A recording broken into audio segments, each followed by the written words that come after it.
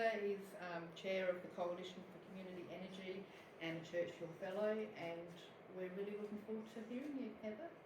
Thanks, Janine, and I too would like to acknowledge the traditional owners, and I really hope we learn some things about stewardship, because obviously part of what we're here for today is desperately trying to work out how we do a better job with our planet.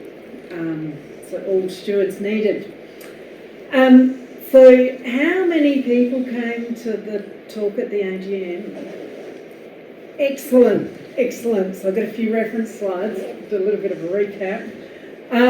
But Janine and I agreed that maybe the place to start tonight was future homes for a future energy system.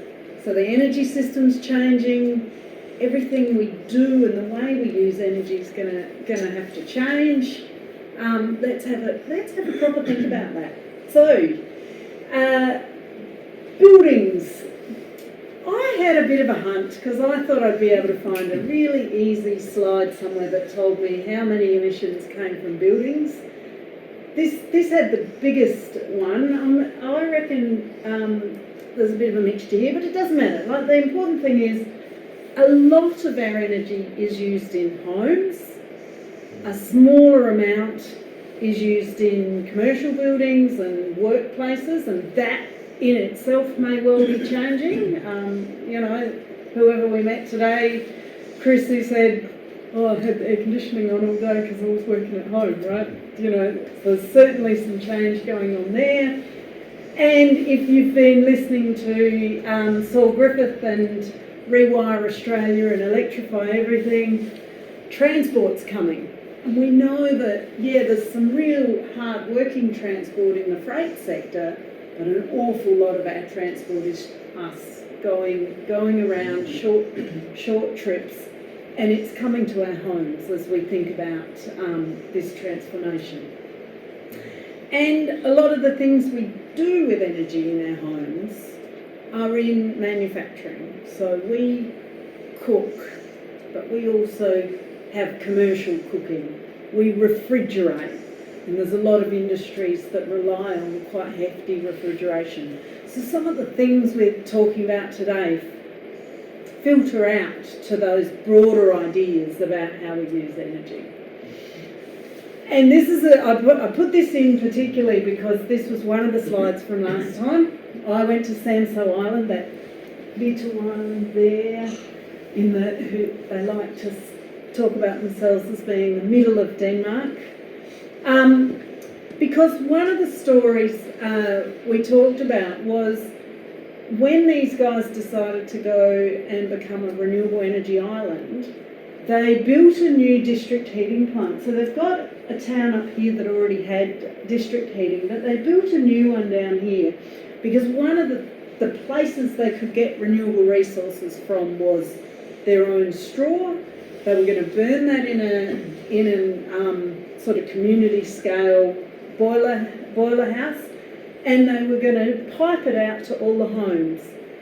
But they told everyone they weren't allowed to connect to the district heating plant until they improved their energy efficiency by 20%, reduced their heating by 20%, and then they could build a smaller district heating plant and make that straw resource go further.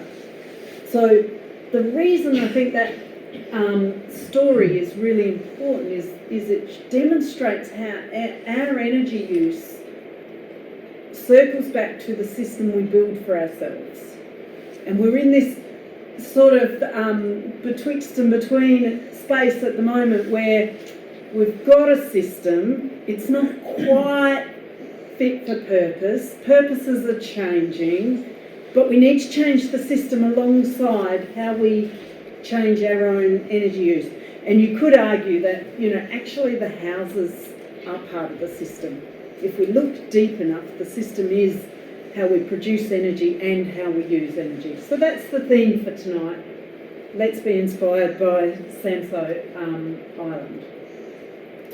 Some of you will have seen Saul Griffith's work on Electrify Everything. Mm-hmm. We're gonna circle back to this, but I want to point out a few things. So the traditional home, don't know, I did some numbers before I came down here.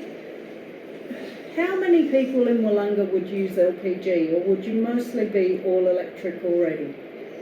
LPG. Right, I've let myself down because I went, no, they're already 100% electric. So I did ignore gas, hot water. I assume you use it for cooking and hot water? Yeah. Does that, and you might use wood as well as another one that we see a bit, but you know, generally gas or LPG and petrol obviously are the big fossil fuels that Electrify Everything's trying to get us off. Look at this massive part of that pie chart. That is how much energy your car uses. And if we think about it in dollars, I mean, this is what Saul's going to convert it into, because electricity doesn't have to burn it and send a lot of heat up the exhaust. But we're going to get away with about the same cost. I think the important thing, and I think you sort of know in your head as well, how much you spend on petrol in a year and how much you spend on electricity in a year. Your car can be bigger than your house. So keep that in mind. That's a huge part. And in fact, Saul had an article recently about how much value we could keep in communities if we electrify everything. And his numbers very much rely on grabbing that chunk because it's so huge, right? So just accuse him of telling the best story he could there. But there's nothing wrong with that. And of course, he tells a story about making sure everything's really efficient as well. And if we squeeze all that electricity into our existing electricity system, so you might double or even triple your electricity consumption in some places. You ask, well, can we squeeze it into our existing electricity grid? And the answer is yes, we could, because the electricity grid is very poorly utilised. Like, it's built for a peak load that only happens once on the hottest summer day of the year. There's actually quite a lot of spare capacity, but there's a big risk in this story that we don't focus on doing that, and that we actually, so if we squeeze 3 times the amount of electricity through the existing electricity system, our price that we pay SA Power Networks for our network goes down by 1/3. And that saving helps pay for the energy transition. I think that's a really important idea, that there's a lot of transformation we have to do. It's not going to come cheaply, but no one's going to pay for it. You know, carbon taxes went out the window because, you could scare so many people about extra charges. So doing it smartly is going to be important. If we do a bad job of this transition, electricity prices are going to go up. So we're playing a balancing game here. I showed you this last time, so this is still part of my recap, because we talked about, well, what does happen in a typical house. We talked about, you might have a big peak around hot water. This house that I picked up doesn't. You might have a breakfast time sort of peak there. I've probably got a little red light instead of walking in front of my slides. I think you push the middle button. Oh, look at that.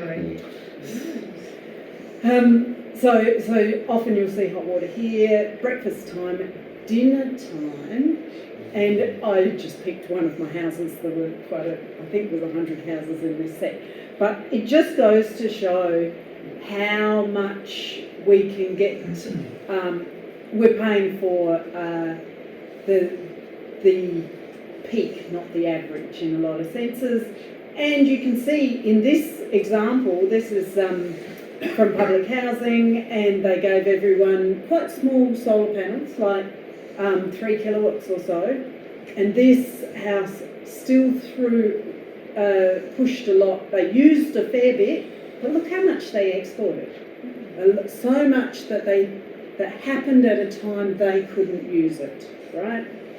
So down at the street level, the way we build our infrastructure is that it all comes through street transformers like this. And Chris, I ran out of time to put a picture of your transformers there.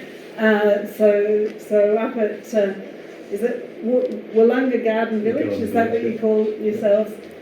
All of their infrastructure is undergrounded. So all you have is these modest boxes. Is the only sign that there is electricity here somewhere, but we can't see it. But that's what we see, and often those transformers are feeding 50, 100 homes. And this is when I talk about, if we get it wrong, we're going to have to build these things. SA Power Networks is going to have to come and replace a lot of these things. That'll cost us all money. And again, at the zone substation level, there's your zone substation. So we covered that last time as well. And that does Wollonga. Probably half of what's going on this side of the curve is residential, and half is your wineries and some bigger, more industrial loads here. And if I have a whinge about not utilising your infrastructure very well there, I'm going to point to those little bits up there where, what is it? Each one of these traces is a day in a year, so 365 days, and you've got 10 days that are really hot and awful there, right? And in those 10 days, you need 4 megawatts, but the rest of the time you only needed 3 megawatts. So, there's 3/4 of your value just sitting there. So that's part of the story. And even though I didn't have hot water on my last slide, I definitely have it there. Now, what we're seeing in South Australia is sometimes the prices go bananas for the hot water peak, which is crazy. The hot water peak only exists because once upon a time, SA Power Networks, or ETSA as it was back then, said, we're going to give you the cheapest electricity you can get in the middle of the night because no one else is using the electricity and we want you using the electricity then, so we're going to bribe you to do it that way. Now it's one of the more expensive parts of the day, perhaps, at times. So things are changing and the system's not changing as fast as it could. However, SA Power Networks have, to their credit, priced this part of the day at 5 cents a kilowatt hour, and they've priced this part of the day. Sorry, should have pointed out that even at the Wollonga Zone substation, you export power out of this district and off to God knows where. Don't know. Maybe McLaren Vale use it. They've got a lot of loads down there, don't they? And quite a few days of the year. So this is 5 cents a kilowatt hour off peak, 2 cents a kilowatt hour solar sponge, 10 cents a kilowatt hour peak. Okay, so SA Power Networks are trying to reform the system. The rest of Australia is going, ooh, that's a good idea, and they're starting to copy that idea that we would make this part of the day the cheapest part of the day as they try to get us to transform the way we use energy. So I did some numbers on my new model. It's based on a bunch of information that comes from the energy ratings people. So they track appliances, they set the guidelines for how efficient your appliances should be in 5 years' time, so that all fridges coming in, the inefficient ones slowly go out of the building stock and we get more efficient fridges coming in.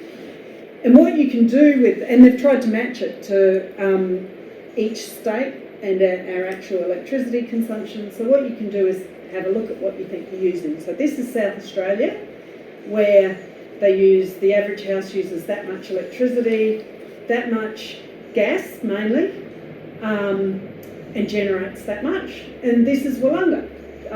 I did 900 homes because the census told me that's how many people are in Wollonga. Although, but I didn't give anyone LPG gas, hot water, or LPG cooking, right? So obviously I could change that, and I would get some different ideas there. There's more to this story. It rolls out. So this is what they think all those appliances are doing. Now this is quite interesting because this is your average summer. This is household solar. You've got a lot more solar in this area, but some of it's on your wineries. And you can see that amount of solar you generate in the middle of the day is more than the amount you're using. But this is what you're using it for. So you're already solving the energy consumption in the middle of the day. You're not solving this, but we can, because hot water is stored, right? And that is mainly hot water, that brown one there. They don't know whether you're using hot water all year long, like all day long. So some people are, some people have extra boosts on their hot water. I think our challenge is to build hot water systems that are flexible, and in summer they can use this surplus solar, because we're going to have to build a bit more solar. We're still not, you can see from this picture, that doesn't quite look like a match. The amount under that curve is not the amount under that curve. So you're not at 100% renewables from the solar you generate, and you're certainly not by season or time of day. So there's a big job to be done on hot water. And hot water is like a battery. I will say we have an on-demand hot water system, LPG, and so it heats Instant. as it instant. Yeah. Yep. Yeah. And so you're one of these people, right? You're contributing to that curve that says some people have their showers all sorts of different times. Yeah. Heat pumps, people who are putting in heat pumps, a heat pump uses about a third of the hot water, of the electricity of an element system. But heat pumps like to start and run for a long time. So that generally the people who install heat pumps tell people to put it on normal daytime, and it'll just turn on when it needs to recharge that big tank of water. The smart money is on making your heat pump run during the solar sponge time, because that's the cheapest time to do it. And it will use up surplus solar energy when it does it. And you can see this is a summer curve, how much air conditioning plays a role across summer. And this is averaged across the 3 months of summer, so it's not even reflecting the idea that some people run their air conditioners only when the weather's hot enough. But people generally are using, in South Australia, are using more and more cooling. And I've got to say, I built this model for 2 of my projects in Victoria, and their curves don't look like this because they don't use as much cooling in summer. And I'm very interested, because this is the evening peak here, I'm very interested, and that's the one that drives the costs in our system. I'm very interested in how much of this we think needs to be there and how much we think could change. I'm quite interested in this too, because I know I can get rid of hot water, but what are we doing in the middle of the night? And these are average, right? Someone's doing something in homes in the middle of the night, and okay, you're allowed to get up to go to the toilet and stuff like that.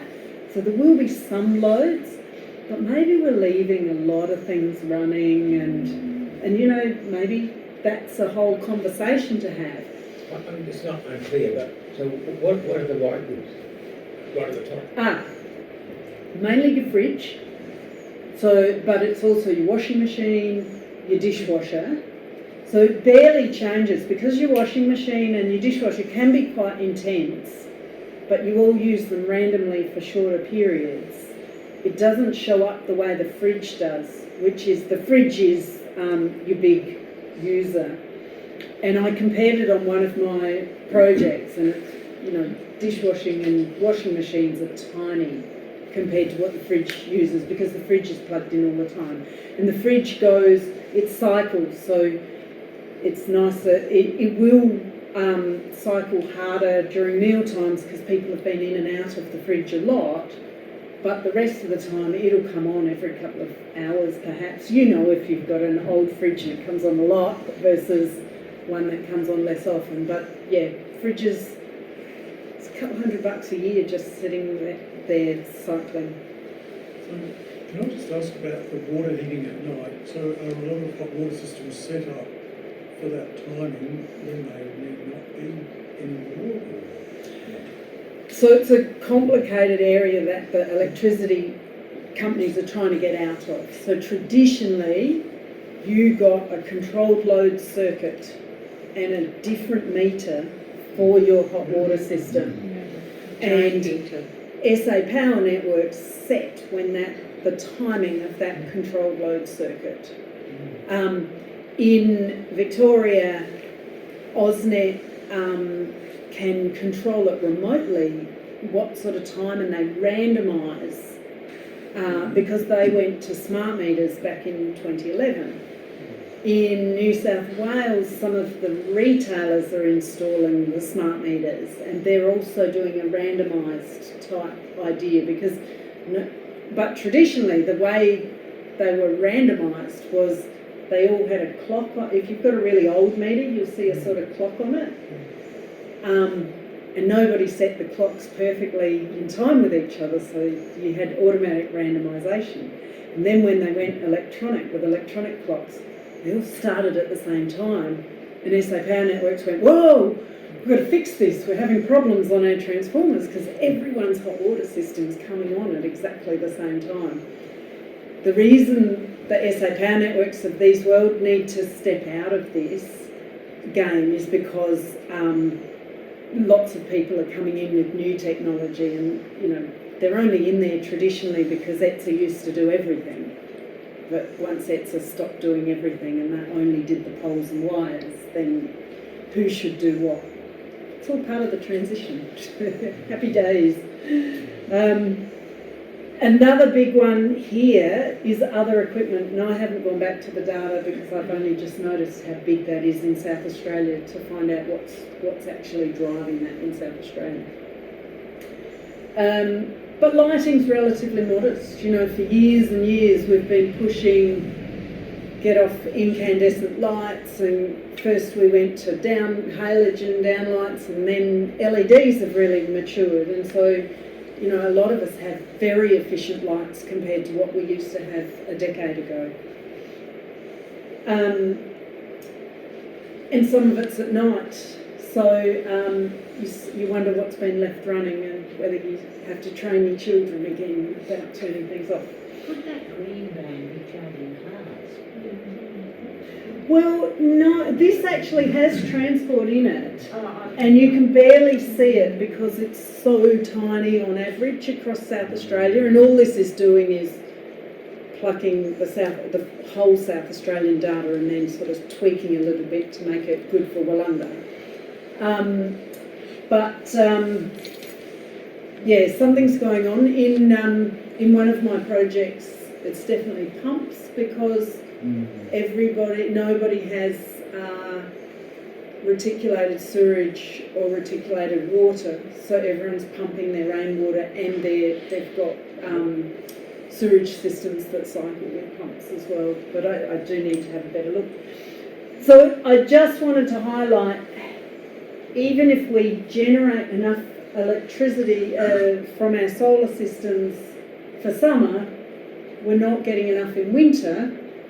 So you can see that this one here is a lot smaller in winter. If we size our solar systems for producing enough energy for all of our winter needs, it'll still miss on some of the wintry days where the sun simply refuses to come out, and you will have massive surplus in summer. So that's another one of our challenges in this system. Now, hoping I put the next slide. Oh, no, I wanted to revisit that. I'll come back to that. Let's go through these. I do have another slide I want to come back to on that, the summer, winter and the renewables matching stuff. So this is a community that talked about self-reliance and sharing solar energy, and we had a chat about what does it actually look like. So again, just like you guys, a hot water peak, a breakfast peak and a dinner time peak. Clearly they haven't done enough solar yet, so they're going to have to build more solar. They do have the opportunity to build some local wind, so that might be something to consider. But in a place like South Australia, there's so much surplus wind on the system, you might want to start thinking about, that's what the grid is there for, that's what I paid for, but how do we make sure when we do turn on our flexible loads, we use wind? Because that would be great to respond to the fact that there's surplus renewables. Let's not send it to the Victorians. All they send us is brown coal-fired power. Energy efficiency. Let's do that one first, right? You know, we can all save ourselves, and we can save ourselves if that energy efficiency does anything in those dinner time loads. It saves right through the system.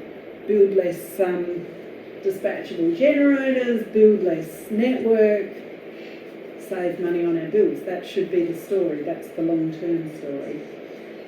And of course, they have to prepare for new loads, and that's what all of us have to do. If we are getting off gas, if we are going to get rid of those LPG systems, and we are electrifying our transport, and electrifying our transport is coming in all sorts of different forms, right? You know, electric bicycles sort of make it easier to use that sometimes.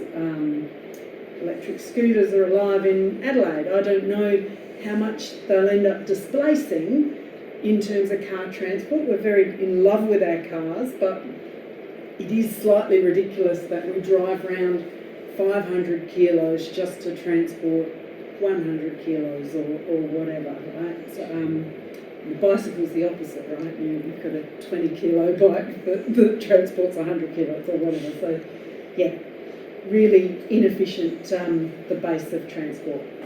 And sharing, of course, understanding that your solar electricity, surplus solar, is being shared with your neighbours already, but per the conversation we had this afternoon at the Garden Village, you're not seeing the benefits of that. It's probably going out the door and straight next door, but the person next door pays full price and you don't get paid anything for your surplus solar. Where do you create, when you create a solar surplus, which is in the middle of the day, how do we make sure we use it at different times of the day? So storage might be the answer. We've seen a lot of promotion about community batteries. I did a feasibility study for community batteries for one of my projects. They're very expensive.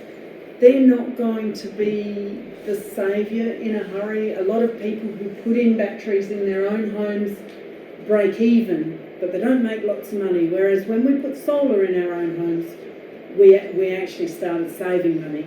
Not the pioneers, not anyone who did it in 2005, but you know, when we put solar a bit later on, and encouraging people to get solar now can make a big difference on their bills. Encouraging them to get a battery, not quite so much.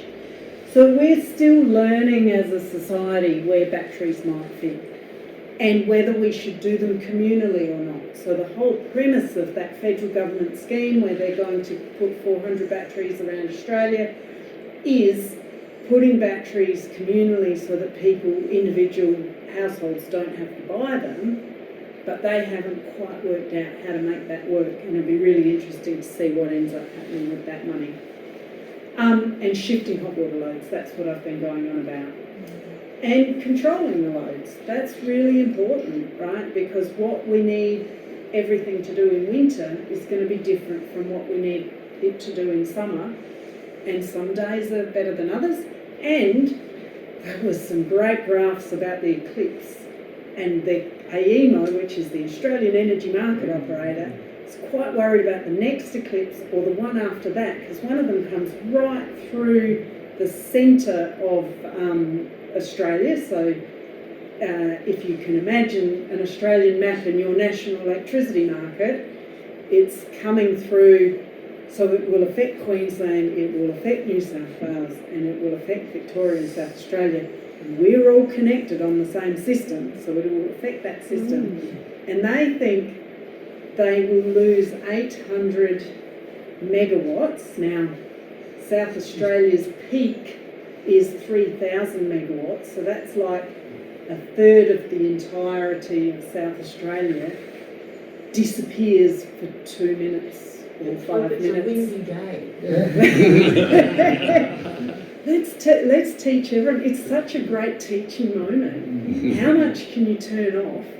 And no one minds taking 5 minutes out to go watch the eclipse, right? It could be a big social moment as well. But it's a really interesting idea that if we don't look squarely at it, we'll get ourselves in a whole tangle. And so I think once you get control sorted, once you're able to control more things, you can actually link to the market and understand how best to use surplus wind as well. That's the graph I wanted to bring up earlier. So this is a particularly windy and sunny week about 18 months ago. So it'd probably look even better now. Look at that sunshine. The yellow is the sunshine. This is the South Australian week. Look at that sunshine. Look at all that wind. Look at these prices. They go negative every time we're pushing electricity back into state. And they peak. Sometimes they peak at dinner time, and sometimes they peak bang on midnight when the hot water comes on. And you know, when they peak and go crazy, that's when all those electricity generators recoup all the money out of the desperate people who haven't. Oh well, I mean, you don't see it because on your electricity bills it's all averaged out, but you do see it from year to year because your retailer puts their prices up if that sort of thing starts to get more expensive. So I was going to come back to that. I think the only thing we haven't talked about a lot is cooking. I don't think we know a lot about all the things that happen at dinner time. Like, we know a lot happens, but is this actually what's happening? And I don't think we think a lot about how we could move things differently. So you could do your slow cooking and other ideas for how you use the. Does anyone know what the most energy intense part of their meal was, and whether it needed to happen during the socially intense time? Right, that's the socially intense time. The discrimination between how the power's being used is just as a result of people filling the survey. This bit is actually the modeller putting together. So this is average. So he's put all of the electricity that he thinks is being used by every appliance, because he knows how many appliances there are in Australia, and he's matched them to the residential load profiles in every single state. So these load profiles could be wrong. They're certainly not good for individual households, because individual households' load profiles go like this, jiggity, lots of things happen. But what we know is that it doesn't make sense that it's all hot water here, because I can't get everything else to balance. And I know my response of air conditioning, heating in winter and cooling in summer, because I can see when the temperature goes up how much the electricity load goes up and down. They do a lot of modelling because the electricity system predicts how much electricity we're going to use tomorrow, and then everyone puts in their bids for how to sell it to us. So there's a lot of good information. I did want to talk about storage though, because batteries are the most expensive storage you can buy, perhaps. I don't know. Doing without is probably, yep. Can I just check, this is including gas as well as electricity? This is just electricity. But I didn't put gas in for Wollonga, so it's just assuming that that this is all your hot water loads and How stuff. come there's so much hot water load if this is not including gas? Because most people have got gas currently. Well, No, they haven't. Not down here. No, 'cause we've Oh, got because you lots don't of have, okay. yeah. So on that, we can go back and look at that other slide if you like. It's roughly half of South Australians have gas, hot water. And a lot of that talks to the era. So there was an era when governments pushed gas because it was cleaner. And now we're in an era where we're slowly weaning everyone off an old narrative. But think about storage. I'll go on. Space heating, is there much gas space heating, SA? Well, people who tend to have gas often have gas Right. space heating. I can tell you exactly the numbers if I go look it up in my spreadsheet. It's substantial. And the danger is, what you see in Victoria where they've really promoted gas, is that gas households spend a lot more on energy. There's probably a bit of a trade-off, like gas households are cosier, and the rest of us are a bit more sparing because we've got an old narrative in our heads about gas is cheap, electricity is expensive, but gas is not cheap anymore. But it was once upon a time when they convinced a lot of people to go gas. So yeah, you do get a mix and you get lots of people changing things. And I think it's a really important thing to note. In academic terms, they talk about social practices. What we buy, how we use the energy, these are all our social practices. These are all the things we're trying to undo and redo in a new way.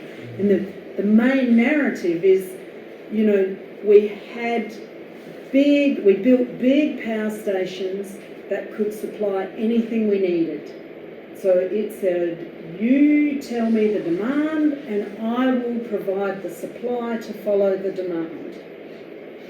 Now we want a future that's hinging on wind and solar. We are quite different to other countries.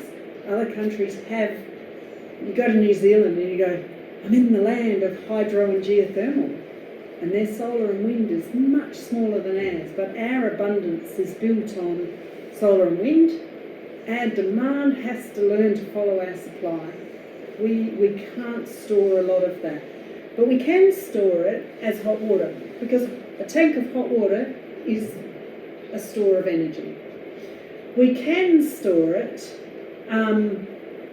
in thermal loads. So I'm going to talk about heating and cooling as thermal loads. If we make our buildings hold enough heat or hold enough cold, and there's quite a few technologies starting to emerge where people are starting to talk about, we could put these things in the walls, and they're like hot water tanks in the walls that circulate heat and cold, but you charge them up beforehand, you charge them up at this time of day, and then they spread that heat and cold at the time you're going to use it. So all thermal loads can be stored. Fridges, I wonder whether we'll invent fridges that can last longer between cycles, because that's all that's happening, is it holds its cold, and then when the temperature gets down enough, turns on the compressor and brings the temperature back up again, and it does that continuously, 24/7. Well, ice is one of the best forms of thermal storage you can have. I've borrowed the energy kit from the local library, but I haven't done my experiment yet, and I can't find a willing child to do it. But I wanted to see how long I could stop the compressor on the fridge from coming on if I just whipped out an ice block out of the freezer and put it in the... I should probably just do the engineering sums and work it out myself, but got to treat this sort of stuff. And I put these in this is another way of looking at what's happening. So this is your Wollonga data, I hope, in the sense that I did this very quickly this afternoon, and I hope I picked up the right data. But I'm pretty sure this is what it ends up looking like. Your solar energy, half of it being self-consumed by yourselves, a whole heap of it being exported. Now, whether that goes to your neighbours or out, we saw on that Wollonga graph that some of it goes out of this district, right? So maybe your neighbours is a bit of a broad term for how far it goes. And all that energy from the wider grid coming in, those are your sort of overnight loads. This is your dinner time peak, and this is what is going to water heating there. So you've got all of these there, and if I click here, this would tell me what your 934 houses that I put into my model spend in thousands of dollars. So if I look here, that's almost $1 million plus 300,000 plus 2. So I'm going with, 17, almost $2 million.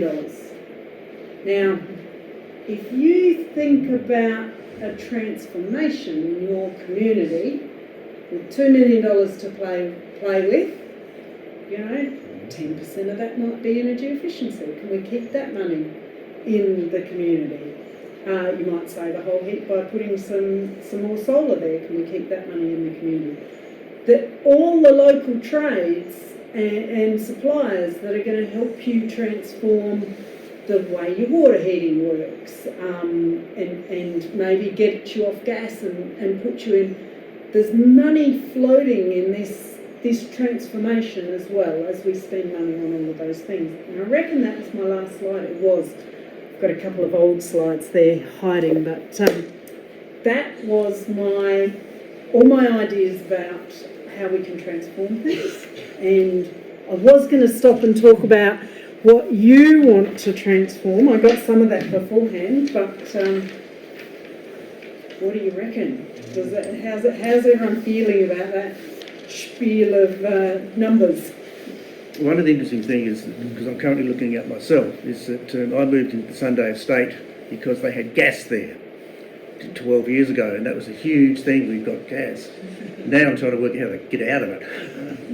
So I got ducted heating, instantaneous hot water, even though it's solar boosted, and of course a gas cooktop. I'm rather hoping tonight's budget will alleviate some of those things, because I would like to personally get rid of gas altogether.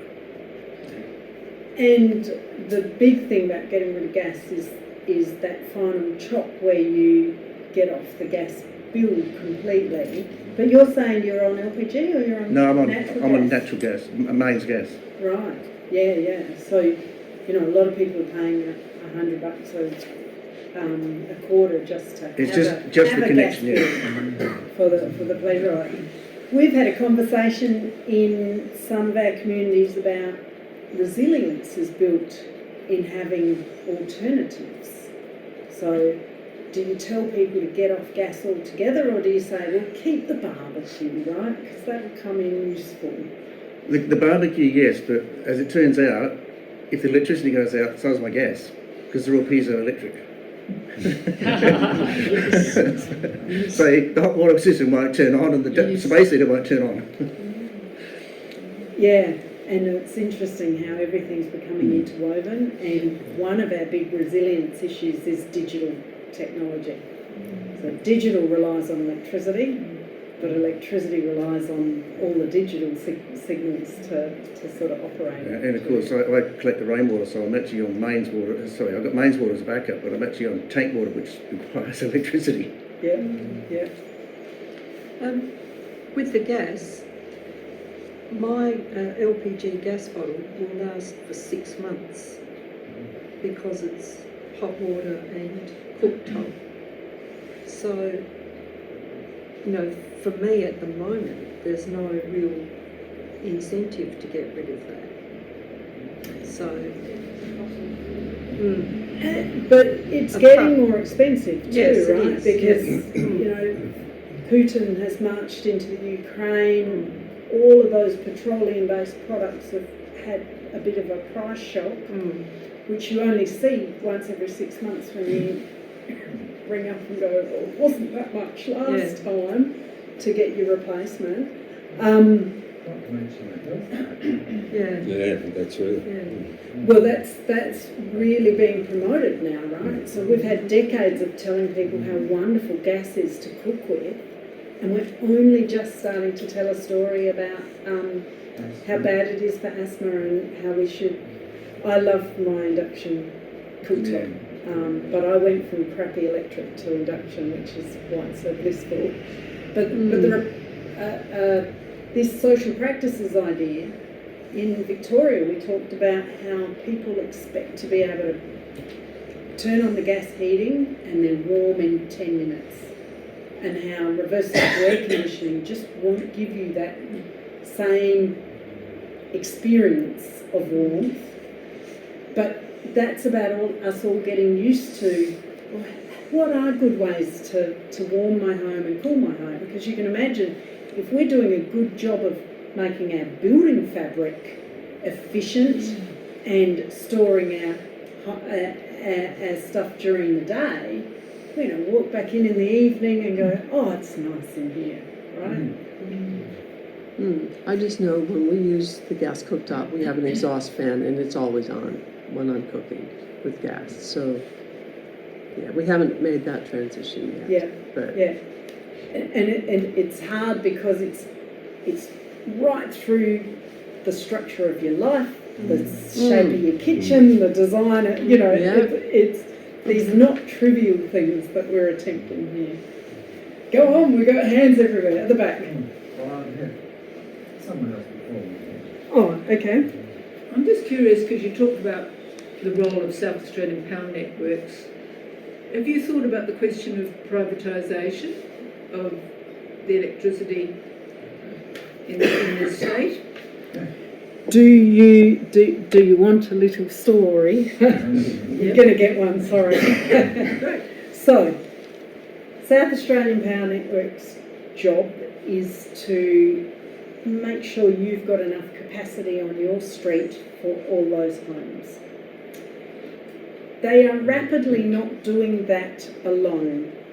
They are doing it because the peak used to be at middle of the afternoon, right? The hottest, just after the hottest part of the day when everyone comes home from school. And the thing that's alleviating that, and that nobody can see it anymore, that peak, is the solar. So you're already supporting SA Power Network's system with the solar panels. You bring in the conversation about a community battery solving the problems of surplus solar and peak load and jointly solving them, and you've thrown a cat amongst the pigeons about, well, who's responsible for supplying this capacity to all these people. And what you're talking about is a commons, right? Up until you're constrained, like the capacity of your transformer, you're talking about a public good. You can use it every time you use it. It doesn't take away from anyone else's ability to use it. That's the definition of a public good. I call SA Power Networks a provider of public goods. They're so heavily regulated. Their profit is regulated. They're told exactly, they negotiate every 5 years what their profit is. They may as well be in the policy game, and they may as well be government. Sometimes I wish they were. I wouldn't argue that we'd get a better result. I'd sit on the fence on that conversation. But we're seeing SA Power Networks and SA Water, who are still owned by government but they're corporatised, we're seeing them have to come back into the public policy work they weren't trained to do public policy work, but because the work got given to them, they have to have the conversation with citizens about what the fair way to do things is. So that's one of my sort of new narratives these days, is to say, well, you are public policy, you are doing public policy, you need to learn how to do public policy properly. Because the bureaucrats aren't doing it and they're too distant from all the change that's happening. So the commons idea, you know, public good is when everybody can use it and you don't detract from everyone else. And commons is when your use, it's the tragedy of the commons, you know, your cattle eat all the feed and there's not enough for someone else. But your use of the capacity, and people doing community batteries are sitting there saying, but we'll have a community battery and someone will turn on their air conditioner and they'll chew up all the power and then we won't have enough for what we needed it for. And how are we going to resolve those sort of conversations? Well, there's a whole lot of literature about how communities come together to manage commons themselves, but you can be damn sure that SA Power Networks aren't reading that sort of thing. And even we don't govern very many things at the level of 100 households. So it's a really interesting space, I think. We're all learning on the fly. Yes, but I'm curious, in the other category that you have up there, does that, I guess that includes running computers, modems and charging? No, whatever. IT Is and that home separate? entertainment was a separate category. I've got to go back and look because other was lots more in my Victorian Clothes data. dryers too. Clothes dryers are a real thing these days. They're in To my me, the whiteboard. technology is like ancient. It should be just air cooled. I just dry mine under a fan that costs next to nothing to run from the ceiling. I mean, you don't need all that heat necessarily. I volunteered for CORENA for many years and they run completely volunteer. They're celebrating that they've lent $1 million in donated funds to build solar systems and do energy efficiency in community buildings. But Margaret always used to say, you can't say we run on the smell of an oily rag. We run on the smell of a sun-soaked rag. You know, the smell of your washing when it's been out in the sun and you're pulling it in. So, yeah, I'm with you. But some cultures need clothes dryers because they all live in apartments and no one's got outdoor space, right? So our lifestyles and our energy use are wrapped in this tight. Something could They surely get home could too be late. done in home design for that. I mean, there should be some way to actually have hanging space in a building with proper venting. And not many of the home designers are talking about this story about flexible load or building fabric, you know, storage in your building fabric. So there's a whole vision conversation to have before you can have the design conversation, isn't there? You haven't mentioned the difference between a white roof and a black roof. When I was very disappointed when we did the Cool Roofs study in about 2011, that they said it works in some places, but not in the southeast. Why? And they go, well, because the dark roof provides so much heating of the home in winter, and we do live in our homes more, and winter is more enduring, right? You know, evening loads are persistent in winter. Summer is mild, hot, mild, hot. So the energy consumption is squeezed into fewer days. But you know, you want to answer that question with, well, why aren't they insulated properly? And I think we'll always find there's a vicious cycle about how we design our homes and actually what we want their energy consumption to do. These new suburbs are all black roofs. I'll just say, so in the context of the budget, it's just been announced that millions of people are going to get an energy rebate tonight, so $500, so millions of people. And is that sending the right message to people that, you know, that there's an outcry about energy costs, and you know, a lot of people to sign up to solar, and I certainly have recently, and it's been really great. But I just don't know whether the government, you know. I feel like it's far too short term. And I would love to see the same money spent in a more enduring way. A huge amount. We never do the hard things though, do we? There was a great solar saver scheme that was invented in Darebin in Victoria, where the council paid for the solar systems. They made sure they didn't put them on people's houses unless they were going to see savings. And the solar system was paid for with just a tiny amount through their rates. So eventually they owned the solar system. It was a really soft loan sort of situation because council rates are sort of one of the last to be paid. It could get passed over to the next owner of the property. You know, there was a whole lot of benefits to it. And when they did the interviews to make sure people would definitely save money on that investment, they did a whole lot of energy efficiency work and helped people understand what they could do, but they didn't go and install the energy efficiency. It was like, you know, there it was. You were so close, but that was the hard bit. So you just did the easy bit, and we see that a lot. And I don't know whether community groups are up for the hard work because they've got more of an ethos of I'll spend the time. So ZNet Urala did efficiency first, and when they talked about their home energy audit program, they were volunteering. They were spending 10 hours on average with every householder that they worked with, right? And a government program and a private program never pay for that, could never justify paying for 10 hours of someone's time, and that's why energy efficiency is a market failure.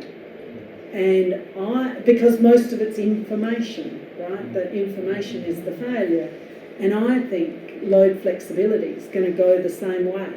People will go, here, should we subsidise batteries, or should we genuinely teach people about load flexibility, and over the course of the next 10 years they can slowly transform their homes in the right... It's just... But just because it's hard doesn't mean we shouldn't do it.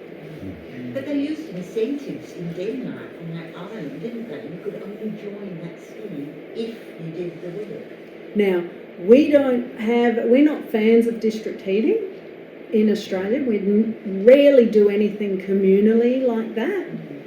The most you might get is an apartment building with a single hot water system where they sell people hot water. But even then, most of the apartment buildings, they sell them all individual hot water systems. But community batteries are sort of breaking that down. Like, you know, hello, Australia, are we ever going to do things together again? And does it make sense? And what does the economics look like? It's a really interesting space, yeah.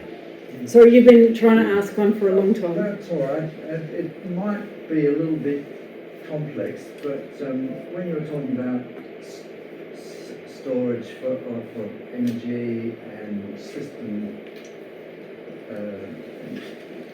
changes, I was wondering, as an EV enthusiast, about bidirectional charging and the role that you think that may play, bearing in mind that within 5 years every car that's sold in California will now have to be able to be a battery for the house, but also becomes, or could become, part of the community battery, in that it can go into the house or into the grid and even sell stuff during peaks, etc., etc.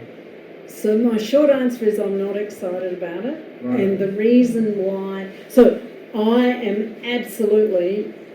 Cars could soak up that surplus solar. Like we've already talked about your car's almost as big as your house. So imagine your car needing that much energy. Imagine all my graphs again, that much energy. all of that again for your car. So it could be a really powerful user of surplus solar and surplus wind. We saw that wind diagram, didn't we, where one day you had a lot, one day you didn't have it, you know. So wind is so variable, even compared to solar, right? They're mapping solar, they know how much happens in summer, know how much happens in winter, and they know the hours that happens really regularly. Wind, not so much, really variable. So the amount we can chase wind, wonderful. But we're talking about quite expensive assets, and we're talking about deploying them. I'm just not convinced that using, I think we will use EVs as our emergency backup. So we talked about emergency backup, and when I talked to Chris earlier on, we were talking about, well, you know, if you're really after resilience, you'll build a generator. Well, no, maybe you won't. You'll just pull up your car, but you won't pay expensive amounts for your whole house to run. You'll just pull out your extra, you know, extension cord and plug a few things in and happily run. And then you can use the ice to keep the fridge cool. Yeah, that's right. And you know, you can do heaps of things. Your big loads there are the ones that are hardwired, and they're really hard to unplug and replug, right? Your fridge isn't on that list. What are they? They're your hot water system and your aircon. Anyone else got anything interesting hardwired on their system? It's those two that are the biggies. Everything else, I mean, the one thing people want to be able to do when the power goes out is charge their phone and plug in their modem so that they can get back on the internet, right? So those are tiny electricity loads. Yeah, I'm seeing one of the issues with the EV, and I like the idea of using it as a battery backup, but most people's cars aren't home during the day to be charged up. They're actually parked somewhere on the street, which seems to be the problem, unless, of course, you're using the spare electricity somewhere else to charge up your car while it's sitting on the street. Or we're all working from home. Or we're working from home.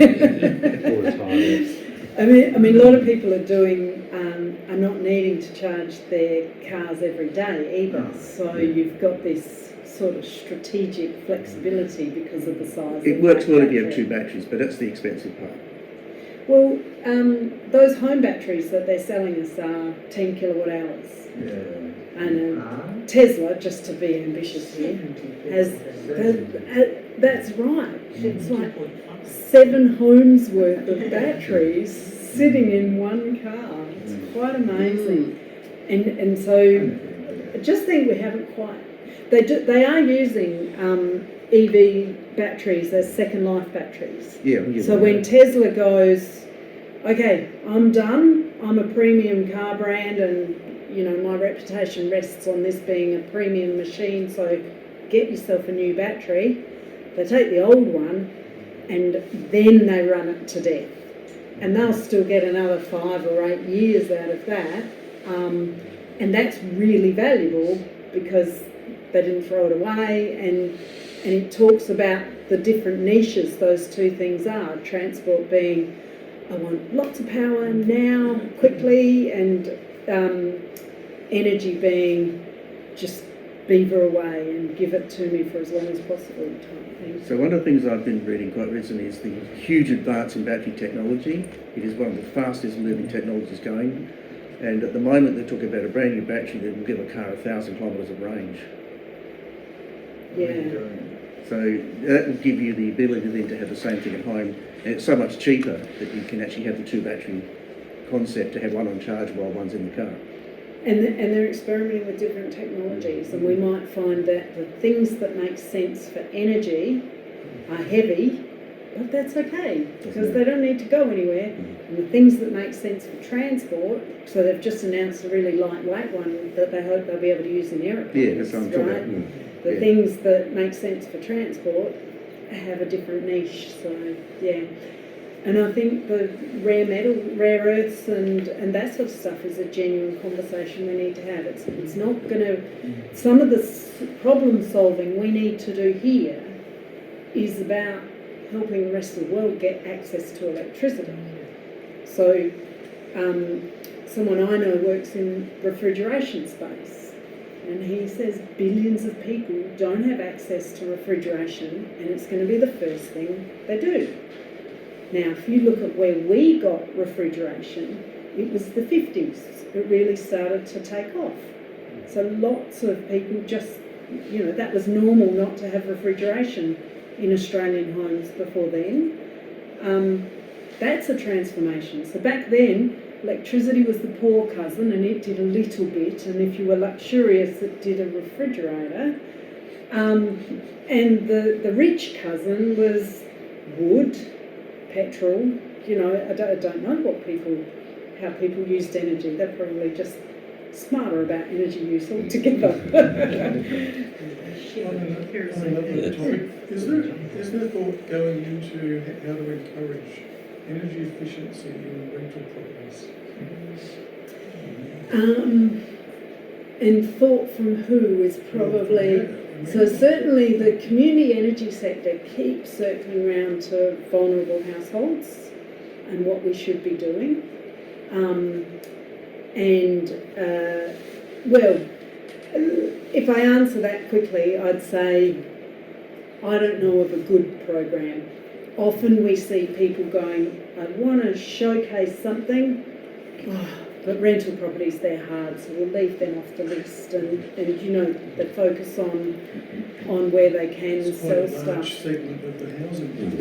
It's huge, that's right. It's a real problem, and people are living in really awful houses. Heather, could part of an answer to that be that the sustainability of a house becomes a real selling factor? And I think in ACT now, when houses are sold, they get an energy rating. And Victoria has just brought it in. So is that coming here? I was under the impression something had been passed and it will be brought in, but I'd need to check. Right. So, and it's big in the UK as well. But go on, tell me, Mark. Well, yeah, I live Someone in the who lives in the UK. I live in the UK, and I'm sorry to say it's just such a small part of people buying the new house. They're spending £150,000. They get a piece of paper that tells them this energy rating is, you know, A or B or C or D, and they think to themselves, oh well, you know, we'll think about insulating afterwards. It doesn't drive buyer behaviour change, and if it doesn't drive the behaviour of the buyer, then it doesn't by definition drive the behaviour of the seller. And then you start talking about, you know, regulation, and then the builders will put out adverts in the newspapers and the television saying the nanny state is going to take away, and rinse and repeat. Well, I think we shouldn't be afraid of government intervention sometimes, because yes, certainly the hard things don't get done without intervention. A builder the other day told me that from next October everything has to be 7 stars and accessible walkways, etc. You know, be next October. And when I was working in the climate change department, so we went through the 2004 period, and I did a whole piece of work with the Premier's Climate Change Council trying to say, let's do a really staged approach so that we can see the stars going up regularly, and the whole thing went into hiatus until now. So that's a really big win for the whole advocacy sector. But they've had to wait since 2004 for a change to that legislation. So I don't know what you do to keep an eye on that sort of thing and to make sure governments don't drop the ball on that. You know, in Europe they talk about energy efficiency is the first power station. It's what if governments investing in that is better than investing in a power station, so that's what we have to invest in. Any other really pressing questions? Because we can still mingle and talk, and I'm sure that everybody will let Heather get a plate of food before they, pounce. I just had a question I put through on the forum. So could a community battery on top of a new building like an aquatic centre feed the local suburb that's being built around it, for example? So yes, some of the community battery projects that are being done envisage sizing the battery to make good use of the aquatic centre, but also play a really good role in the local electricity infrastructure that they're connected to. Some of the batteries go, well, the most important thing is that I should be able to operate when the grid goes down. Well, that's a bit more complicated because the aquatic centre can switch off its own switch and it has to disconnect. If the grid's down, it needs a disconnection point, so it needs to know what load it's serving, and it can manage all of that. But we don't have anywhere in the system the place to have the conversation about, well, it would be more useful if I could feed the aquatic centre and these 4 neighbours. So I want to disconnect over here, and SA Power Networks own over here, and they're not ready to have that conversation about you playing with their electricity network. So the conversation we had with Chris today was like, well, how far could you go creating part of the network that is yours so you've got the freedom to do some of these things? But at the moment that it's that communal cusp again, right? If I own it, there are things I can do, but at the street level, we're in a communal system that is owned and operated by SA Power Networks, and they're not thinking how to do things better at that level. So that's a really interesting part. It's just something that, going back to your graphs and that water heating and it has to be moved to the middle of the day. I've got an old-fashioned solar heart on top of my roof. It does that. Is that? I mean, it didn't appear in any of your charts that you don't have to convert to electricity to get heat into your house. Yes. For example, this morning we were threatened with a power cut-off. So at about 8:30 I was watching the battery, will it charge up in time? And meanwhile, the water heated up without any cost or even anxiety on my part. So we had by mid-morning, we had 2 sources of stored energy in the house. Yep. Lots of people are talking about whether you'd be better off charging your hot water with excess solar PV, or whether you need a solar hot water panel. It's a moot point. People will choose different things and they both use the sun. How do you go in winter? Like, how much does your booster have to come in? Because that's my killer, and I've got 3 teenagers. Nothing. But on a solar system, the booster only heats the top part of the tank. Right. And yeah, so it's not, we turn it on if it's been cloudy for a couple of days, but there's only 2 of us, so it's not really. Yeah, I wouldn't survive with my got family. any. That's right. No, and I've got a heat pump, and I still have to put the boost on, because if everybody has a shower, where my husband has a cold one.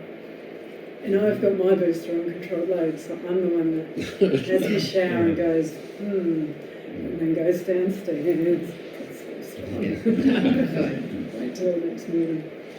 Heather, maybe it's a fairly big question, but Saul Griffith in his writings has pretty much said, we've appealed to people to be good, to use less energy, to be frugal. They don't. Look at what's happened with the cars on our roads. They got bigger and bigger, 4-wheel drive use everywhere.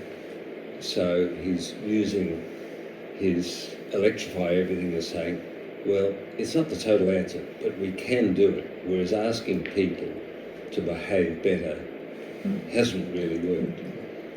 I think there's a genuine justice issue about the way we fritter away energy and feel it's our God-given right. And the way I play it in my mind is maybe the future is the first world genuinely tries to develop the right cheap technologies and give them to people who don't have access to them. There's a really interesting piece of research that talks about our energy return on investment. So when you dig for a barrel of oil, at least in the early days when there was lots and abundant, you get 70 times the energy out of that digging. When you build a solar panel, you don't get 70. So we're moving to a world where maybe the solar panel fleet has been built by fossil fuels that we no longer want to use, and then once we're on our own and it's only solar that does everything, are you actually building enough? Or have we just frittered away the legacy of fossil fuels and spent it on the wrong things? I would have liked to go there in my PhD, but I reckon I got lost enough on the one that I'm still trying to finish. you get me divorced to tell me to do another one. So. Yeah, but that cost of getting the oil out of the ground isn't the cost of creating the oil. No. It's the energy I spend to go, shh, woo, lovely. Now let me burn it. Yeah, that's exactly right. We have to end there. We have to. Janine's going to kick us off. But you can keep talking and there's food. And but everybody, would you just mind thanking Heather? Yeah.